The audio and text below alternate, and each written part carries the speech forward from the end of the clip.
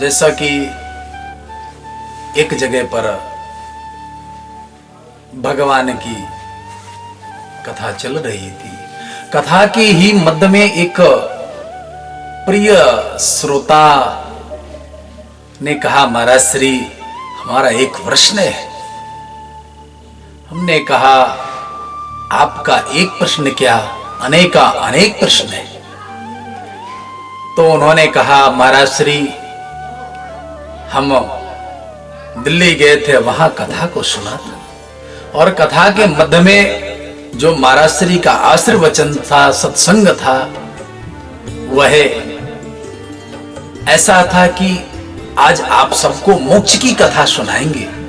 तो महाराज श्री, हम ये नहीं समझ पाए उस कथा के मध्य में कि मोक्ष क्या है, मोक्ष किसे कहते हैं। तो महाराज श्री, आपके चरणों में हमारा विनम्र निवेदन है कि आप हमको मोक्ष के बारे में जरूर सुनाएं।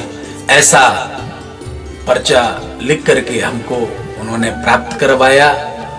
ऐसी बड़ी रोचक कथा जो मोक्ष की है, गोस्वामी तुलसीदास जी कहते हैं रामचरितमानस में कि अर्थ धर्म नहीं काम रुचि, गति न चाहो निर्वाण, जन्म जन्म रति राम पद, यही वरदान न आन। गोस्वामी तुलसीदास जी ने कहा, और अब इनके एक एक बिंदु पर, एक एक अक्षरों के भावार्थ पर गंभीरता, अर्थ पहला, दूसरा धर्म, और तीसरा काम, और चौथा निर्वाण, इनकी विस्तृत जानकारियां, और एक एक प्रमाण और एक एक ग्रंथ से नहीं, 50 के 50 मत, शास्त्र सम्मत, ग्रंथ सम्मत, वेद सम्मत, पुराण सम्मत आदि मंथन होगा, चर्चा पर चर्चा होगी।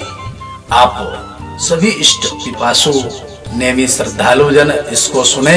ऐसा आज तक बिल्कुल नहीं सुना, क्योंकि जो रामचरितमानस में है वह यही दोहा है, अर्थ धर्म नहीं काम रुचि, गति न चाहो निर्वाण, जन्म जन्म रति राम पद, यही वरदान न आन। अर्थात पहला अर्थ है, दूसरा धर्म है, और तीसरा काम है, और चौथा निर्वाण मोक्ष है।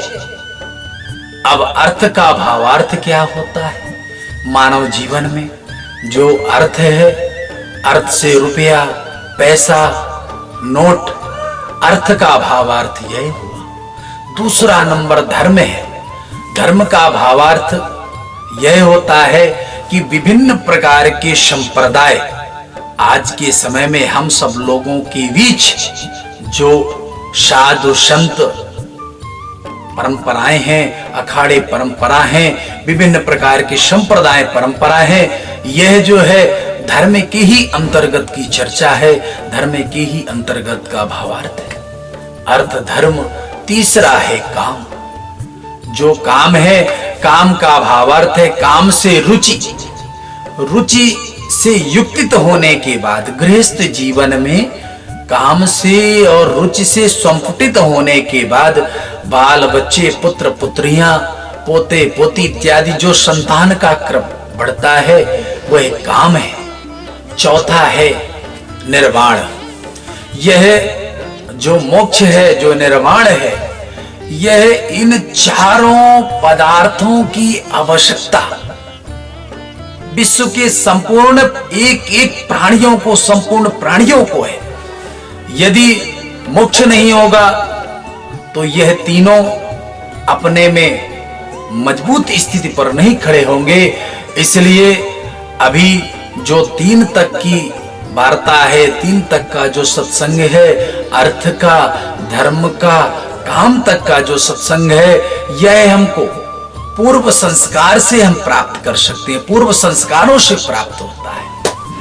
पर जो चतुर्थ है, जो मोक्ष है, जो मोक्ष का महत्व है पुरुषार्थी प्राणियों के लिए, यह बड़ी ही जरूरत और सख्त आवश्यकता है। भारतीय संस्कृति में सभी आचार्य ज्ञान निष्ठ मर्मज्ञ अनेक ग्रंथों का मंथन करके मोक्ष को श्रेष्ठ ब्रह्म मिलना, भवसागर आवागमन से छुटकारा पाना ही मोक्ष का काम है। अब इतने तक ही सीमित न रह करके केवल भवसागर से आवागमन से छुटकारा पाना मोक्ष का ही काम है, इतने सीमित भावार्थ में न रह करके हम एक बृहद व्यापक और विराट चर्चा करते हैं ग्रंथों के मंथन के माध्यम से। और जब बृहद चर्चा होता है तो आप सुने और जान ले और समझ ले। मोक्ष के जो पर्यायवाचक नाम है पहले आप जान ले। निर्वाण और मोक्ष कितने नामों से जाना गया है। पहला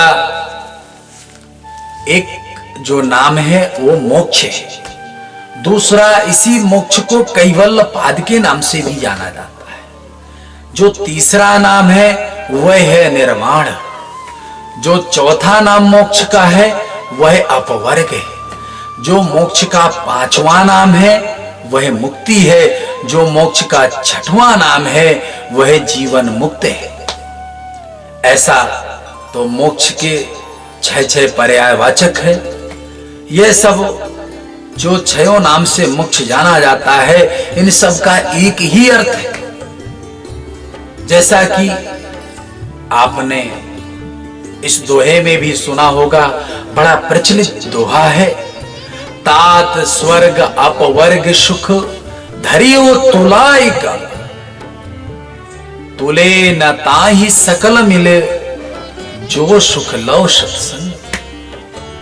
अब इनके इस दोहे के प्रत्येक अर्थों का विस्तृत भावार्थ विस्तार पूर्वक भावार्थ करते हैं। तात स्वर्ग अपवर्ग सुख धरियो तुला एक अंग। इस दोहे में भी मोक्ष को अपवर्ग कहा गया है, पर उसकी कोई गरिमा नहीं। और टीकाकारों ने तो जिन जिन ने सुनाया, जिन जिन ने सत्संग प्रवचन दिया, टीकाकारों ने तो सीधा रामायण में अपवर्ग शब्द से ही मोक्ष को समाप्त कर दिया, पल्ला झाड़ लिया है। पर हम सबको इतने में ही सीमित नहीं रहना। विभिन्न पुराण, विभिन्न ग्रंथ, विभिन्न मत, विभिन्न शास्त्र, ये सब क्या कहते हैं, आज एक लंबी दूरी तक जाना है, उसके तह तक जाना है, उसका सार, उसका निचोड़ और उसका तत्व को जान करके जनमानस के कल्याणार्थ हेतु सम्मुख प्रत्यक्ष प्रकट करना है और प्रकट करके प्रत्येक जन जन तक इस कथा के भाव से, इस कथा के माध्यम से, प्रवचन के माध्यम से पहुंचाना है। अपवर्ग जो शब्द है वो केवल टीकाकारों ने एक सीमित शब्द में रखा, तो देखें उसका विस्तार क्या है, सुने प्रमाण के साथ। और आप मोक्ष अपवर्ग शब्द का प्रमाणिक दर्शन सुने। और प्रमाण दर्शन में क्या कहा जाता है उसको भी जाने। दुख जन्म प्रवृत्ति दोष और मिथ्या दोष ज्ञान आदि का उत्तरोत्तर होने से अपवर्ग होता है। इससे सिद्ध होता है कि इससे जो अपवर्ग है वह सीमित ही ना होकर के दुख का पूर्ण नाश होना ही अपवर्ग मोक्ष है। प्रमाण सुने। आप ग्रंथ में प्रामाणिकता के साथ वर्णन लिखा है, विस्तार पूर्वक वर्णन है, आप देख सकते हैं। ग्रंथ को खोल करके खट दर्शन गौतम सूत्र पहला अध्याय पहला श्लोक और दूसरे में विस्तार पूर्वक अंकित है, लिखा हुआ है। अब आपको मोक्ष शब्द की परिभाषा भारतीय धर्म संप्रदायों और मानने के क्रम अनुसार जो संप्रदाय के लोग मानते हैं उनके क्रम के अनुसार दर्शन कीजिए। इससे स्पष्ट हो जाएगा कि मोक्ष अपवर्ग क्यों माना जाता है। सुने, हम आपको एक नहीं 20 प्रमाण दे रहे हैं। आप प्रत्येक प्रमाण को बड़े ही गौर पूर्वक सुने, ध्यान पूर्वक सुने। जो पहला प्रमाण है वह है जबकि मत इस शरीर का मृत्यु होना ही मोक्ष है। यह पहला प्रमाण है। जो दूसरा प्रमाण है बौद्ध मत, वह है आत्मा का शरीर से अलग होना ही मोक्ष है। जो तीसरा प्रमाण है वह है योगाचार्यों का मत, निर्मल ज्ञान होना ही मोक्ष है। जो चौथा प्रमाण है योग तांत्रिकों का, तो निर्मल ज्ञान पर उपयोग ही मोक्ष है। जो पांचवा प्रमाण है जैन मत, देह को मारना, जीव को ऊर्ध्व गमन करना ही मोक्ष है। जो छठवां प्रमाण है रामानुजाचार्य मत, भगवत स्वरूप के दर्शन होना ही मोक्ष है। जो सातवां प्रमाण है माधवाचार्य मत, भगवान के स्वरूप दर्शन ही मोक्ष है। जो आठवां प्रमाण है नकुलीश मत, वह ये कहता है कि परमेश्वर की प्राप्ति ही मोक्ष है। जो 9 नंबर का प्रमाण है शैव मत, वह शैव मत कहता है शिव स्वरूप के दर्शन होना ही मोक्ष है। जो 10 नंबर का प्रमाण है प्रतिभयज्ञवादियों का मत, वह यह है पूर्णात्मा लाभ ही मोक्ष है। जो 11 नंबर का प्रमाणिक मत है रसेश्वरवादी मत, पारद रस देह में स्थिर होना ही मोक्ष है। जो 12 नंबर का प्रमाण है वैशेषिक दर्शन मत, वो कहता है अविशेष गुणों का विच्छेद ही मोक्ष है। जो 13 नंबर का प्रमाण है वह है न्यायिकों का मत, दुख निवृत्ति होना ही मोक्ष है। जो 14 नंबर का प्रमाण है मीमांसकों का मत, वह यह है स्वर्ग की प्राप्ति को ही मोक्ष मानते हैं। जो 15 नंबर का प्रमाण है पाणिनीय योगियों का मत, इस शरीर में जो मूलाधार चक्र में जीव प्रवेश ही मोक्ष। जो 16 नंबर का प्रमाण है सांख्य योग मत, प्रकृति गुणों का उपराम होना ही मोक्ष है।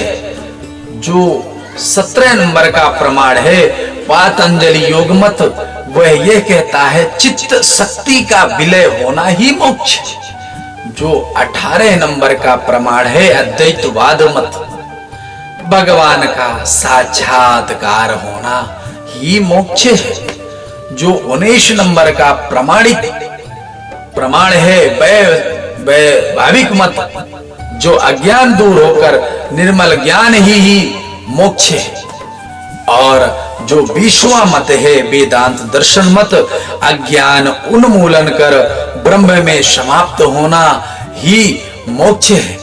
इस प्रकार जो विभिन्न ग्रंथों में पुराणों में हम सब संपूर्ण देश एवं विदेश वासियों को आज सिर्फ मोक्ष में ही छोटा अपवर्ग निर्वाण तक ही सीमित ना रख करके 20 खट दर्शन शास्त्र सम्मत प्रमाणिक ग्रंथ से प्रमाण के साथ यह कथा आप सब इष्ट प्रेमी नेमी श्रद्धालुओं को रसपान रस स्वादन कराया।